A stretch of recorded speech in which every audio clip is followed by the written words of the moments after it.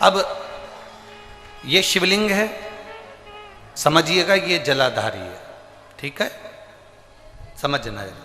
ये शिवलिंग, ये जलाधारी और ये धारी।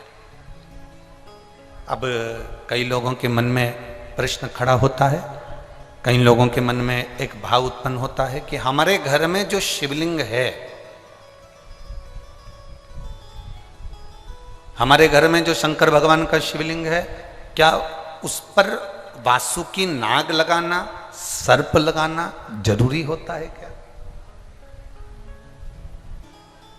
हमारे घर के अंदर जो शिवलिंग है, हमारे घर में जो शंकर भगवान का शिवलिंग है, उस पे सांप लगाना, सर्प लगाना, वासुकी नाग लगाना जरूरी है क्या? तो बहुत सावधानी से समझिएगा कि जो शिवलिंग होता है,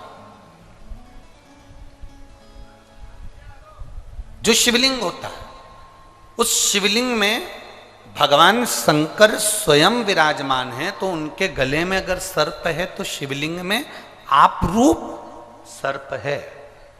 शंकर जी अगर रुद्राक्ष की माला पहने हैं तो शिवलिंग में वो रुद्राक्ष का बल है। शंकर जी बाघंबर पहने हैं, शिवलिंग में वो बाघंबर का अंश है। शिवलिंग गंगा धारण करे हैं तो शिवलिंग, भगवान शंकर गंगा धारण करे हैं तो शिवलिंग में वो गंगा का तत्व है। जरूरी नहीं कि तुम्हारे घर में जो शिवलिंग हो उस पे नाग हो। अगर है सर्प कोई बात नहीं, रखे रहने दो। सर्प नहीं है तो कई लोग कहते हैं चांदी का सांप बनवा लेती हूँ, पीतल का सांप बनवा लेती हूँ। घर में मेरे शिवलिंग है, उस पे सांप नहीं है, मैं सांप रख देती हूँ, सर्प रख देती हूँ, वासुकी नाग रख देती हूँ ना। अगर है तो रखो। शिव महापुराण की कथा कहती है, जिसको रात्रि में सोते समय या सुबह या ऐसा लगता है कि मुझे स्वप्न में सर्प नजर आते हैं, सांप दिखते हैं, कोई मरा हुआ व्यक्ति नजर आता है, उसको लगता है कि कोई डरावनी सी वस्तु नजर आती है, कोई श्वेत वस्त्र नजर आते हैं या कोई सर्प नजर आता है, तो हमारा शास्त्र कहता है शिवलिंग, जैसे ये शिवलिंग है पूरा जलाधारी पर रखा हुआ है, और जो शिवलिंग है, इस शिवलिंग के 5 स्थान ऐसे नियुक्त कर लीजिए। कितने स्थान? 5। चंदन लीजिए, उस पे एक चावल का दाना, एक अक्षत, वो भी चंदन में गीला करा हुआ, पूरा चावल का दाना। 5 स्थान नियुक्त कर लो। एक स्थान ये कर लिया, हमने चंदन लगाया, उसमें चंदन का चावल का दाना लगाया। दूसरा स्थान हमने ये नियुक्त करा, हमने चंदन लगाया, उस पर चावल का दाना लगाया। स्थान हमने ये नियुक्त करा, चंदन लगाया, चावल का दाना लगाया। चौथा स्थान हमने ये नियुक्त करा, चंदन लगाया, चावल का दाना लगाया।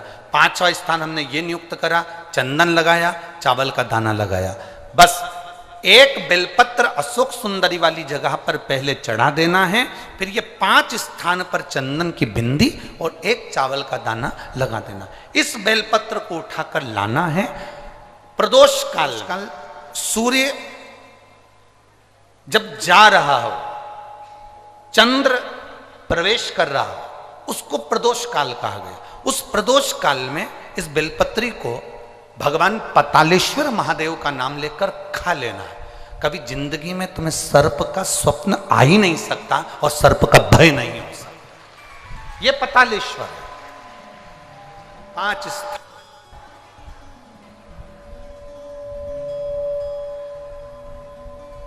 पांच स्थान नियुक्त करिए। समझ में आया है ना? 5 स्थान यदि हम नियुक्त करते हैं और 5 स्थान नियुक्त कर कर हम चंदन की बिंदी रखकर एक चंदन में भिड़ा हुआ चावल, चंदन में गीला किया हुआ चावल का एक दाना 5 स्थान पर यदि हम लगाकर एक बेलपत्र पहले समर्पित कर कर उसको लगाकर फिर हम उस बेलपत्र का प्रदोष काल के समय पर भगवान पतालेश्वर का स्मरण कर कर उसको पा लेते हैं, तो हमें फिर स्वप्न में सर्प का भय, स्वप्न में सर्प दिखाई नहीं देता, फिर नहीं।